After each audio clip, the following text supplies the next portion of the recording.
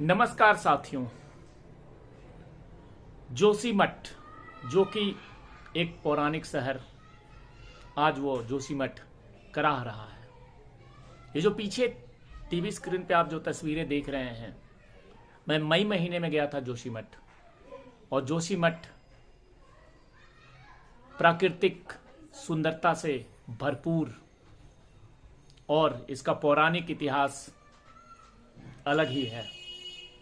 परंतु जिस प्रकार से पहाड़ों पे आजकल बेतरतीब निर्माण हो रहे हैं और विकास के इस दौर में जैसे जैसे पहाड़ों को खोदा जा रहा है, प्रकृति की दी हुई देन को नष्ट किया जा रहा है विकास के नाम पे, वो कहीं ना कहीं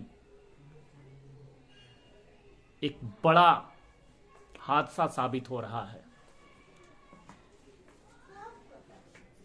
पिछले कुछ समय से हम देख रहे हैं कि जोशीमठ दरक रहा है, मकानें टूट रही हैं, सड़कें फट रही हैं, पानी निकल रहा है बीच बीच से।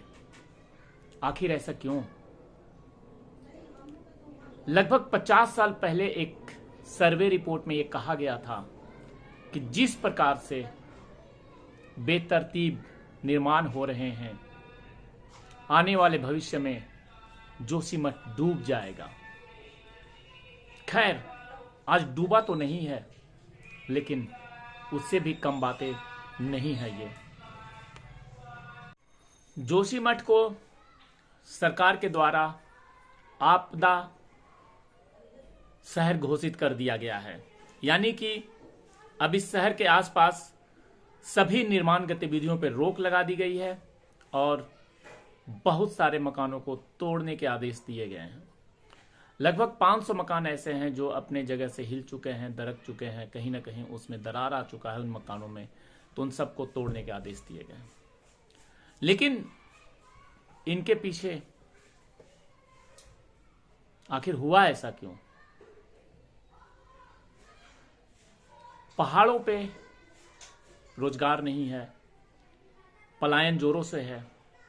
एक बड़ा कारण ये भी है, क्योंकि जब पलायन हो रहा है तो वहाँ के जो निवासी हैं, जब 4 धाम की यात्रा शुरू होती है तो उस समय एक रोजगार के साधन उपलब्ध होते हैं और वो रोजगार सिर्फ 2 ही प्रकार का होता है, या तो ढाबे खोल लो या होटल खोल लो। पर्यटन पे पूरी तरीके से निर्भर, तो होटल के नाम पे और ढाबे के नाम पे बेतरतीब बहुत सारे निर्माण हो गए।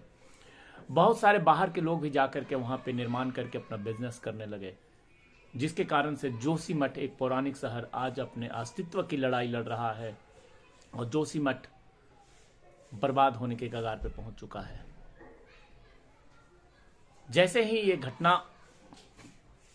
पता चला, उसके बाद से सरकार तुरंत ही एक्शन में आई,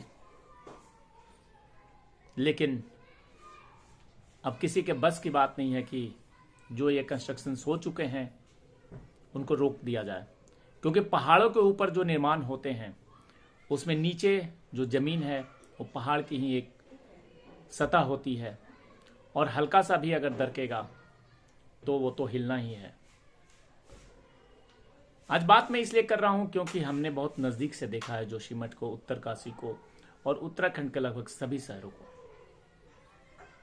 और ये बात सिर्फ आज जोशीमठ की नहीं है, कुछ खबरें ये भी आ रही है, नैनीताल है, उत्तरकाशी है, और भी कई जगहों पे, कर्णप्रयाग है, वहां भी 50 मकानों में दरार आए हुए हैं। यानी कि पूरे पहाड़ के ये हालात है। अब समय आ गया है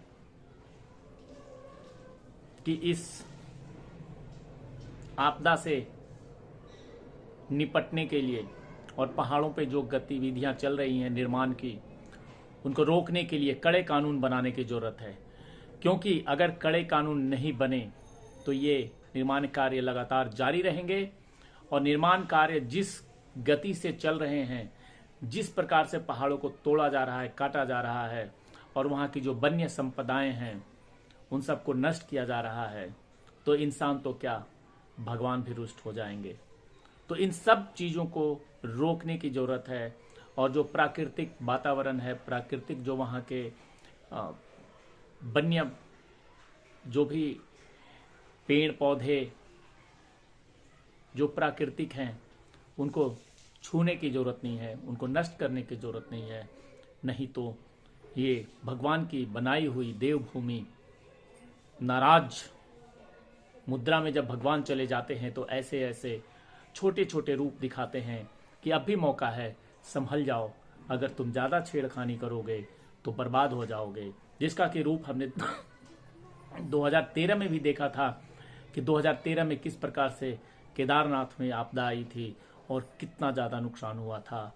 और अब फिर से हम एक बार जोशीमठ में देख रहे हैं कि कितनी बड़ी आपदा आ गई है कि एक बना बनाया शहर टूटने की कगार पे पहुंच चुका है और बड़ी समस्या आ चुकी है, खास करके उन लोगों को जिनके ये मकान हैं, जहाँ के ये निवासी हैं, जहाँ के ये बासिंदे हैं, उन पे क्या गुजर रही होगी, उनके घर टूट रहे हैं। तो समय के साथ हमें इस चीज़ को देखने की ज़रूरत है कि जो हिमालय की श्रृंखला है, जो भगवान के दिया गया जो एक नेचुरल चीज़ें बनाई गई हैं, उनको कोई तोड़ फोड़ ना करे, उनसे कोई छेड़छाड़ ना करे। और जोशीमठ के जितने भी निवासी हैं, उनका दर्द तो मैं नहीं बांट सकता, लेकिन दुख की इस घड़ी में मैं उनके साथ हूँ और भगवान से प्रार्थना करता हूँ कि उनका जीवन अच्छे तरीके से बीते और इस जो संकट आई है उसको शक्ति दे भगवान सहने की और वो अपने जीवन को फिर से सुचारू रूप से चला सके। जय हिंद, जय भारत।